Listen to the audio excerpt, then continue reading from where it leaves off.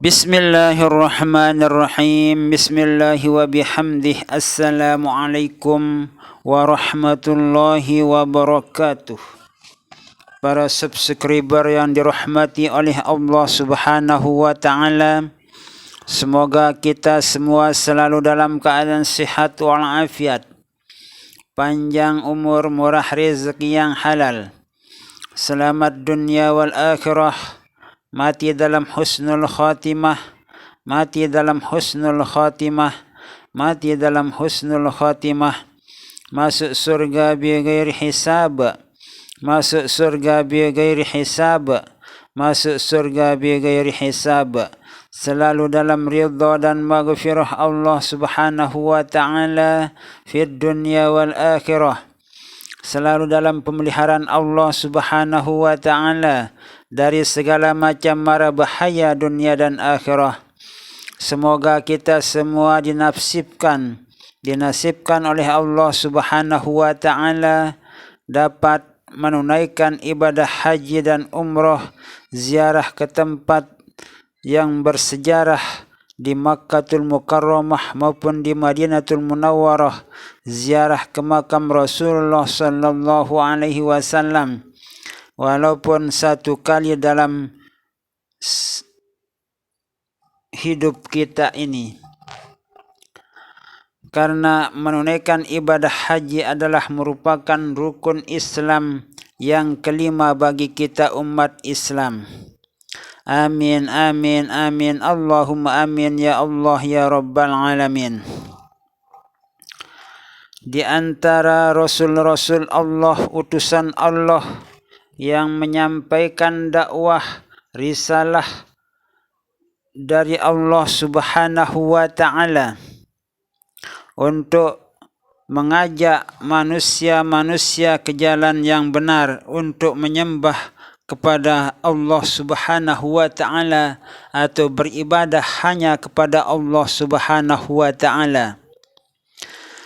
Di antara Rasul-Rasul Allah atau utusan Allah itu adalah yang tertulis dalam sebuah kitab, yaitu kisah tentang perjalanan hidup Nabi Saleh alaihissalam yang menyampaikan dakwah risalah hukum-hukum Allah untuk mengajak manusia beribadah hanya kepada Allah Subhanahu wa taala. Di suatu waktu Nabi Saleh alaihissalam datang kepada kaum Samud, mengajak kepada kaum Samud untuk menyembah beribadah hanya kepada Allah Subhanahu wa taala. Namun kaum Samud waktu itu tidak mempercayai terhadap kenabian Nabi Saleh alaihissalam itu. Lalu kemudian pimpinan kaum Samud itu mengusulkan kepada Nabi Saleh alaihissalam untuk bisa membuktikan bagaimana kenabian Nabi Saleh alaihissalam.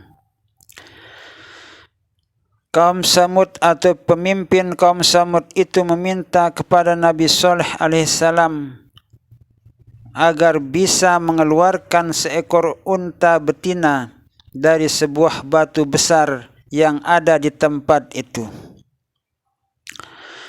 Mendengar permintaan pimpinan kaum Samud tersebut, Nabi Saleh alaihissalam menyadari bahwa permintaan itu hanyalah suatu taktik, cara untuk mengikis pengaruh dan menurunkan kewibawaan Nabi Saleh alaihissalam di mata kaum Samud. Namun Nabi Saleh alaihissalam tidak kalah mental dengan apa yang diucapkan oleh pimpinan kaum Samud itu, karena keyakinan Nabi Saleh alaihissalam benar-benar mantap, keimanannya kepada Allah Subhanahu wa taala Maka Nabi Saleh alaihissalam berdoa memohon kepada Allah Subhanahu wa taala sesuai dengan apa yang diminta oleh pemimpin atau pimpinan kaum Samud tersebut. Lalu kemudian setelah Nabi Saleh alaihissalam berdoa memohon agar dikeluarkan seekor unta betina dari dalam batu besar tersebut, maka dengan kuasanya Allah Subhanahu wa taala, karena Allah Subhanahu wa taala kalau sudah menginginkan apa yang dikehendaki pasti terjadi. Tidak ada yang sulit bagi Allah Subhanahu wa taala. Di saat itulah batu besar tersebut terbelah dan keluarlah seekor unta betina. Lalu kemudian melihat seekor unta betina yang keluar dari dalam batu besar tersebut, Nabi Saleh alaihissalam berkata kepada kaum Samud tersebut, "Wahai kaum Samud, kalian semua telah melihat dan menyaksikan dengan mata kepala kalian sendiri bahwa bagaimanakah kebesaran Allah Subhanahu wa taala yang kamu lihat bisa keluar seekor unta betina dari dalam batu besar tersebut sesuai dengan apa yang kamu inginkan. Apakah kamu tidak akan percaya dan mengimani akan adanya Allah Subhanahu wa taala, akan kebesaran Allah Subhanahu wa taala?" Lalu di saat itu sebagian dari kaum Samud tersebut yakin dan seyakin-yakinnya percaya dengan sepercayanya terhadap apa yang dilihatnya, bukti-bukti bahwa benarlah Nabi Saleh alaihissalam itu adalah seorang nabi utusan Allah. Kemudian yang tidak mau percaya juga dia meninggalkan tempat tersebut dan tetap tidak mau percaya dengan kenabian dan tidak mau percaya dengan adanya Allah Subhanahu wa taala, padahal bukti nyata sudah ada di depan mata mereka. Namun yang namanya hidayah tidak masuk ke dalam hati dan pikiran kaum Samud sebagian pada masa itu, sehingga sebagian yang lain percaya dan sebagian tidak mau percaya. Bersyukurlah atas semua makhluk atau umat manusia yang diberi hidayah oleh Allah Subhanahu wa taala, bahwa dengan hidayah itulah kita bisa dan benar-benar meyakini akan adanya Allah Subhanahu wa taala, akan kebesaran Allah Subhanahu wa taala, akan kemahakuasaannya Allah Subhanahu wa taala. Kita wajib benar-benar yakin terhadap wujudnya adanya Allah Subhanahu wa taala, tentang kebesaran dan kemuliaan serta kesuciannya Allah Subhanahu wa taala. Lalu kemudian Nabi Saleh alaihissalam berkata kepada semua kaum Samud itu, "Wahai kaum Samud, aku minta kepada kamu semua jangan sekali-kali mengganggu unta betina itu. Kalau kamu mengganggu,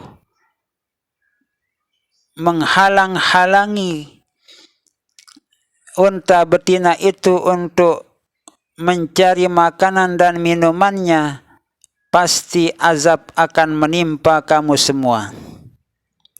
Lalu kemudian unta tersebut pergi dengan bebasnya mencari rumput, mencari makanan dan minuman sesuai dengan keinginan dan keperluan dari unta betina tersebut.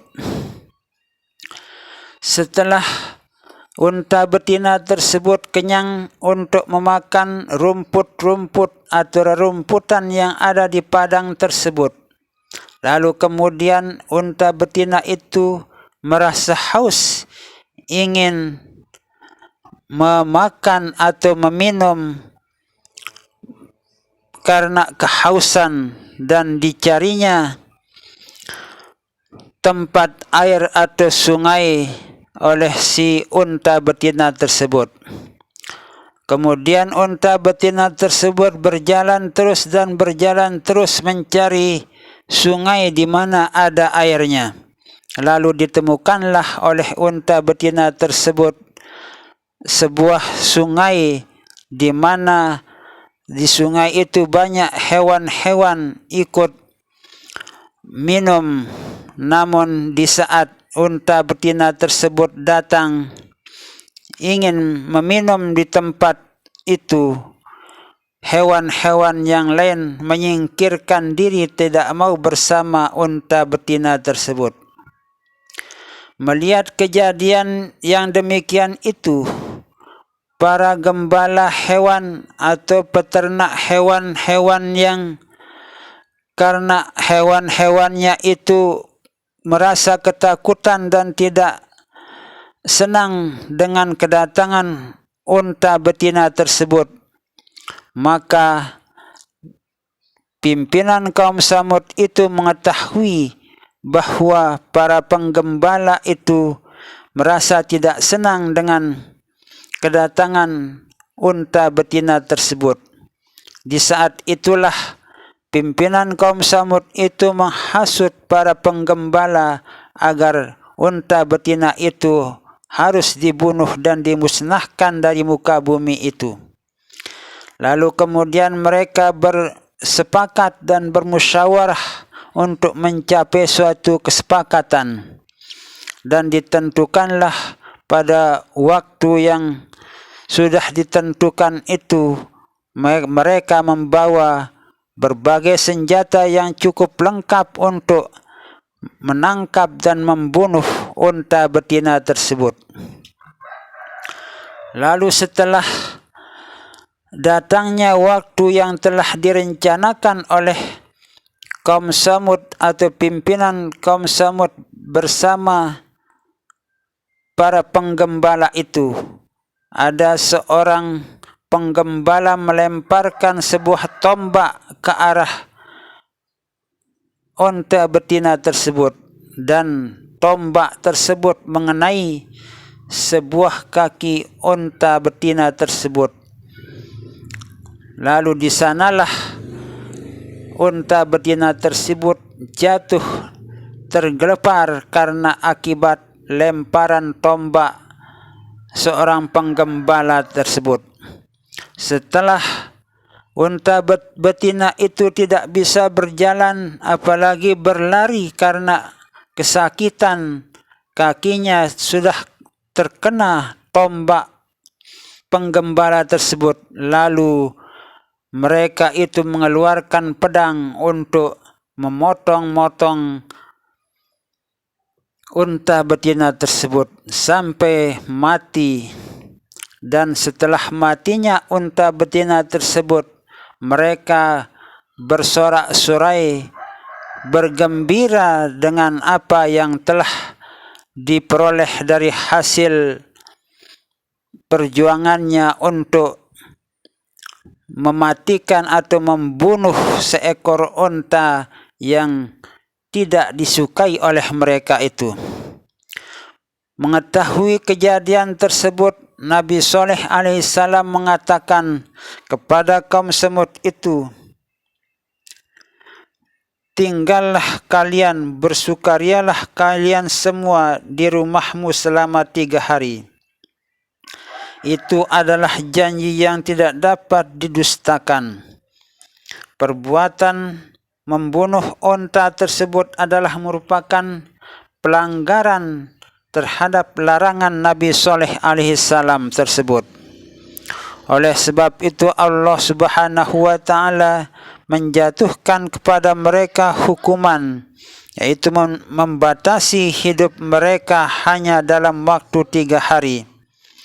sebagai ejekan mereka disuruh bersukaria selama 3 hari itu sebelum azab datang dari Allah Subhanahu wa ta'ala. Terlebih dahulu Allah Subhanahu wa ta'ala menyelamatkan Nabi Soleh alaihissalam dan pengikut setia Nabi Soleh alaihissalam itu. Setelah Nabi Soleh alaihissalam bersama pengikut setianya menyingkirkan diri dari tempat tersebut, tidak lama kemudian terdengarlah guntur yang sangat keras sekali, sehingga semua orang-orang yang zalim yang mengejek-ejek Nabi Soleh alaihissalam, yang mendustakan akan kenabian Nabi Soleh alaihissalam dan tidak percaya, tidak mengimani Allah Subhanahu wa ta'ala, semuanya itu hancur berantakan seperti mereka itu tidak pernah ada, karena kehancuran dari mereka itu seperti abu, seperti tanah, dan tidak tersisa sedikit pun dari anggota badannya itu. Hancur berantakan seperti tidak pernah ada orang di tempat tersebut. Nah, itulah suatu peringatan keras dari Allah Subhanahu wa ta'ala terhadap kaum Samud yang mengingkari akan adanya Allah Subhanahu wa ta'ala, yang tidak mau percaya dengan kenabian Nabi Soleh alaihissalam. Semoga kita semua bisa menjadikan kisah Nabi Soleh alaihissalam ini menjadi pelajaran yang cukup berharga, bermanfaat bagi kehidupan kita dunia dan akhirah. Mudah-mudahan kita termasuk orang-orang yang dikuatkan iman dan takwa kita, sehingga kita mendapatkan balasan dari Allah Subhanahu wa ta'ala berupa surga, jannatul ma'wa, jannatul na'im. Amin, amin, amin. Wallahu a'lamu bissawab, wallahul muwaffiq wal hadi ila sabilir rasyad. Wassalamu alaikum warahmatullahi wabarakatuh.